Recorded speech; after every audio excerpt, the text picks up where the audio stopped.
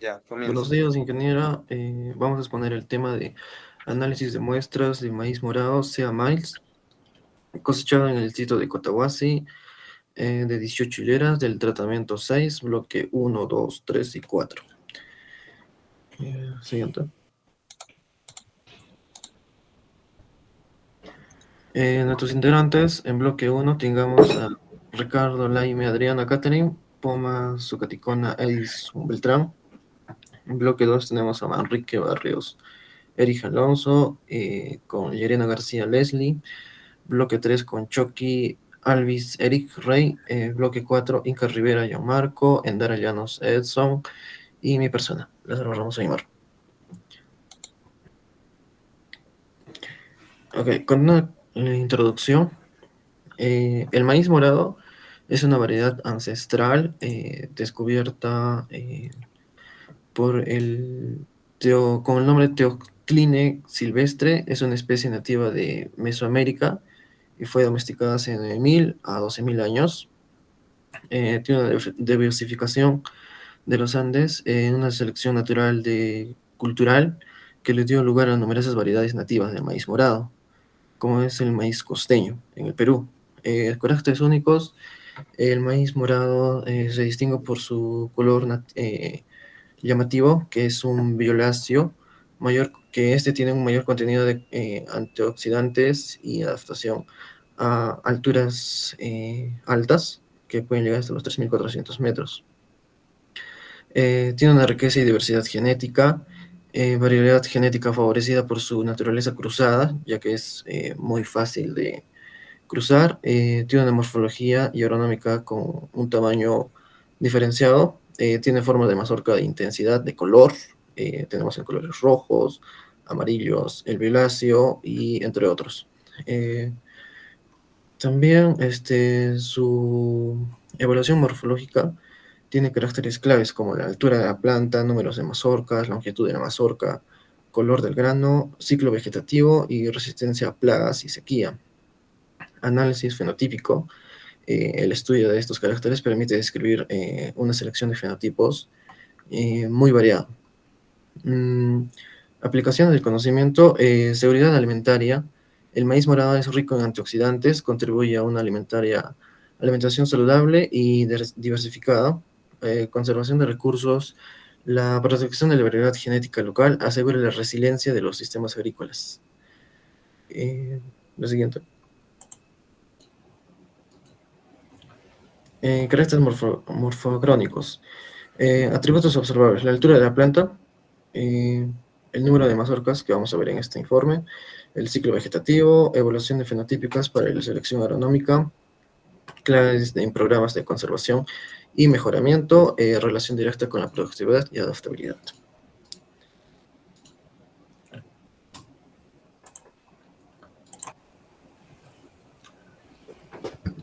Buenas noches, mi nombre es Eddie Beltrán Poma Zucaticona. Para contextualizar el marco teórico, explicaré tres pilares fundamentales del maíz morado. Primero, su origen andino. El maíz morado no es una variedad cualquiera, es el resultado de miles de años de adaptación en los Andes. Surgió tras la domesticación del maíz en Mesoamérica y en zonas altas como los Andes. Los agricultores seleccionaron variedades pigmentadas como el morado castaño.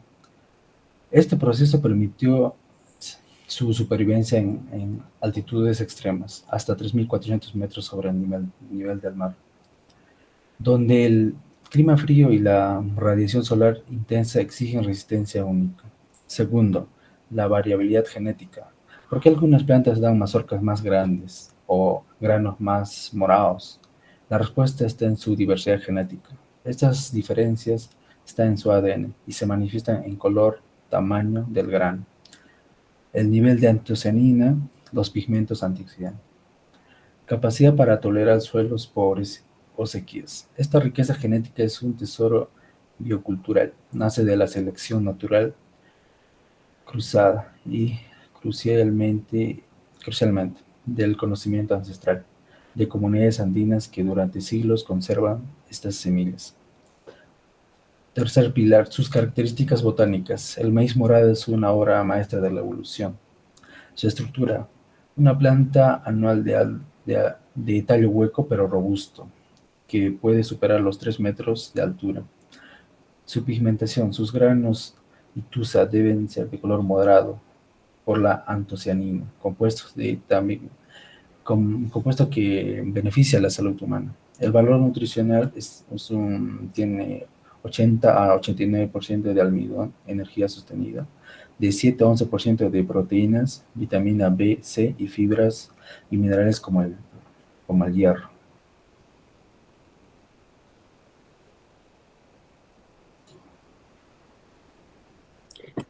Buenas noches, mi nombre es Leslie Llerena y les voy a hablar sobre los materiales y los métodos. Primero tenemos a los materiales que usamos. Usamos instrumentos de medición como el vernier, la regla o la wincha. También usamos herramientas de campo como tijera de podar y un descriptor de maíz. Usamos material de registro, que fue el cuaderno en el campo. También usamos otro cuaderno en laboratorio. Y también usamos indumentaria de seguridad y protección, como los chalecos de trabajo, los guantes y las batas en el caso del laboratorio. Por último, usamos materiales auxiliares como cajas de cartón y sacos de malla.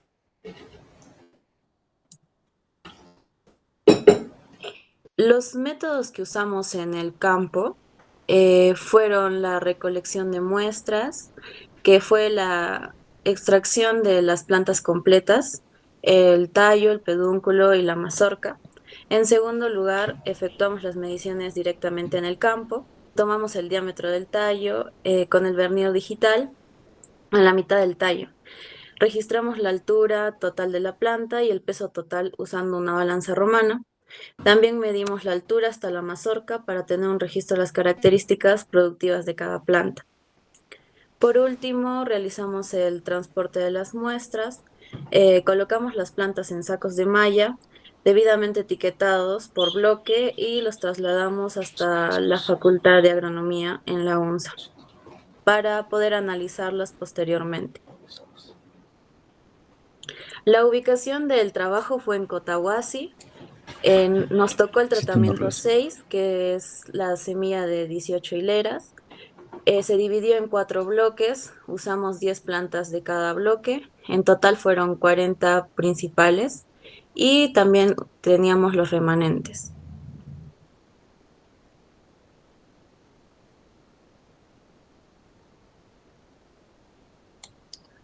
Buenos días, mi nombre es Eric Manrique Barrios. Hoy les voy a presentar métodos laboratorio. En esta sección nos enfocamos principalmente en las muestras en tres aspectos principales: el etiquetado, el pesaje y la medición en diámetros. Eh, Primero, la preparación y etiquetado de muestras.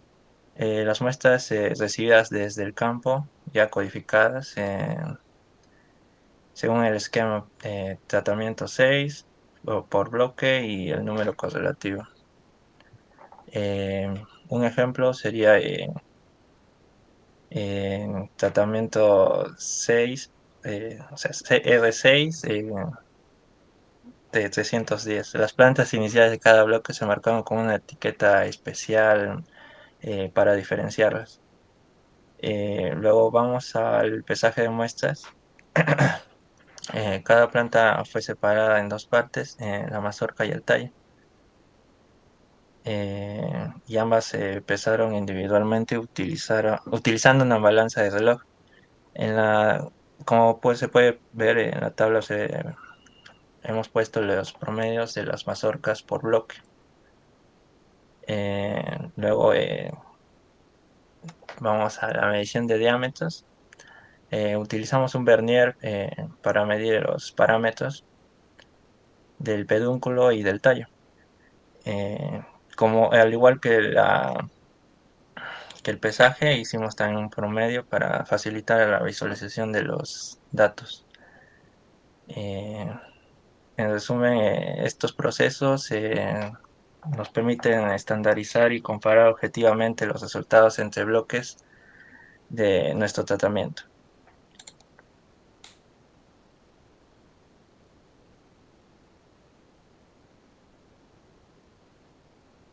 Bien, buenas noches ante todo. Pasando a la parte de resultados, hemos hallado las frecuencias absolutas y relativas de los datos para verificar si es que han sido uniformes o cuánto han variado, ¿no? Su variabilidad. Bien, pasando a la distribución de frecuencia de la mazorca erecta y caída. Perdón, mi nombre es Eric Choque Alvis.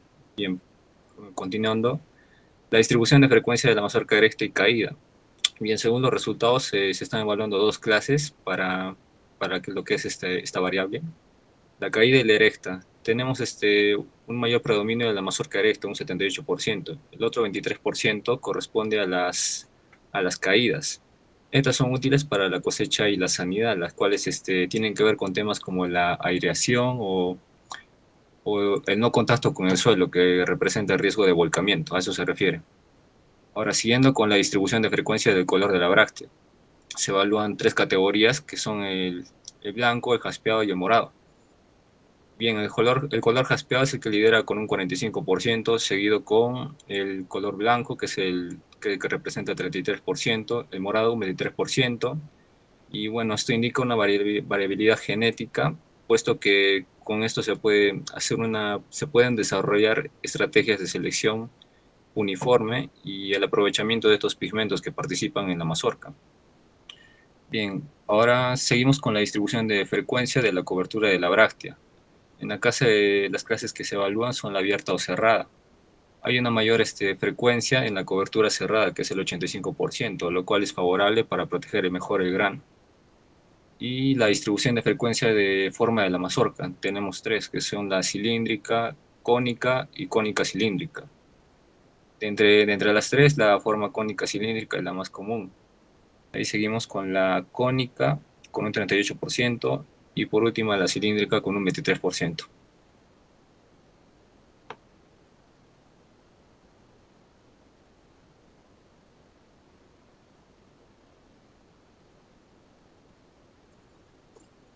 Bien, continuando con la exposición, voy a hablar acerca de la distribución de frecuencias en la disposición de las hileras.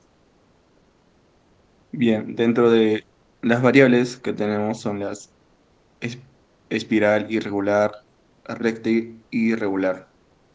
Bien, el 58% de las mazorcas que se mostró en la disposición regular de hileras favorece el llenado de grano y facilitando la cosecha y su procesamiento, mientras que las formas irregulares, espirales, fueron minoritarias. Esto sugiere una tendencia hacia la uniformidad estructural. Continuando con la distribución de frecuencias del color del mazorca. Bien, el 100% de las mazorcas fueron completamente moradas, que esto refleja una alta homogeneidad genética y una clara conservación de la variedad local. Continuando con la distribución de frecuencias del color de tallo. Tenemos cuatro variables, que son amarillo, blanco, jaspeado y verde, que se detecta una alta variabilidad, lo que sugiere una mezcla genética y una baja selección sobre este carácter, posiblemente que esté vinculado hacia la adaptación o vigor. Continuando con la frecuencia de color del pedúnculo, que también tenemos tres variables que son café, jaspeado y morado.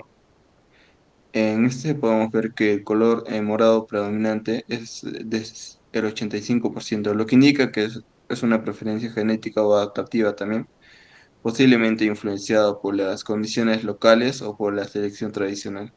Gracias.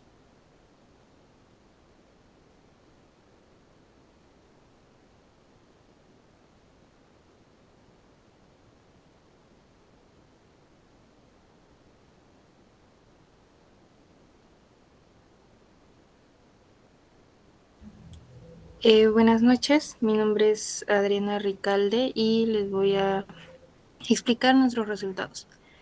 Para esto hicimos la correlación de Pearson que correlaciona a las variables y les da un cierto valor.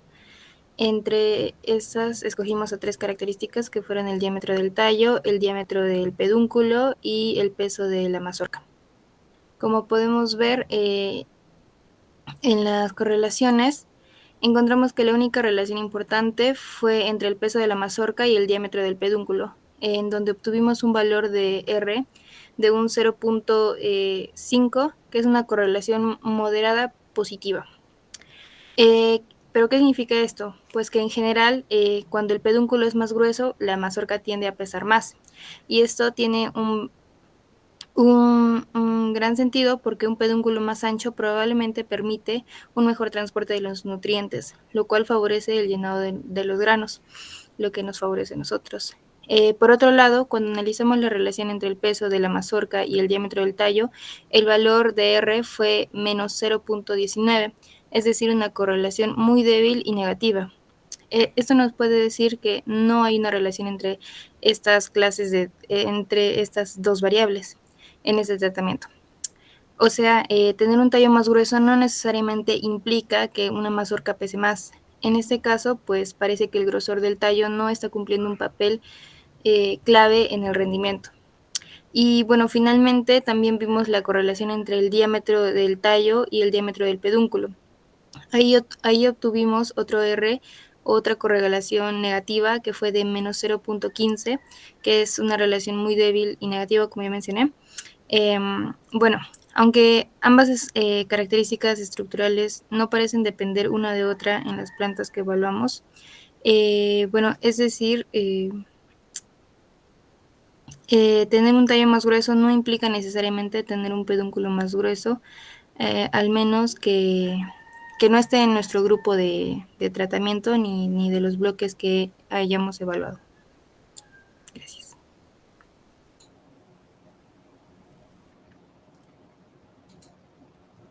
Buenas noches, nuevamente Eddie Beltrán Poma Sucaticona. Con las conclusiones, nuestro estudio tuvo 3 hallazgos importantes. El primero, existe una relación directa entre el pedúnculo y el rendimiento. Hallamos una correlación positiva moderada de 0.558 entre el diámetro del pedúnculo y el peso de la mazorca. Esto significa que la planta con un pedúnculo más grueso, como las del bloque 2, que produjeron una mazorca más pesada, de hasta 240 gramos. Segundo hallazgo, el diámetro del tallo no influye en el rendimiento, a pesar de variar entre 1.72 y 2.8 centímetros, no mostró correlación significativa con el peso de la mazorca, ni con el pedúnculo. Descartas su uso como indicador productivo. Tercero, identificamos uniformidad en rasgos clave. 78% de mazorcas erectas, 85% con cobertura cerrada y 100% de color morado uniforme. Muchas gracias.